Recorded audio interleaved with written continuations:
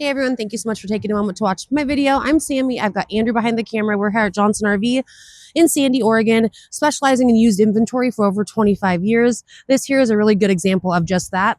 It's a 2006 Pleasureway XL TS, so it has the sofa in the back, built on the Ford 350 platform. Pleasureway does full body paint, and they build on the Ford platform in these years. Again, this is a 2006. Pleasureway's build quality is one of the only reasons we're able to keep something of this age. You've got decent storage back here. And for a van, you typically don't have any exterior storage. So that was very unique in these years. And then you have a good amount of space underneath your forward-facing sofa in the back. About 20 feet in overall length. We'll go ahead and take a look on the inside. Again, I'm Sammy. Andrew or anyone here at Johnson RV in Sandy would be happy to help. We'll have Andrew pop in and just look at the front seats there. They're wrapped in the ultra leather.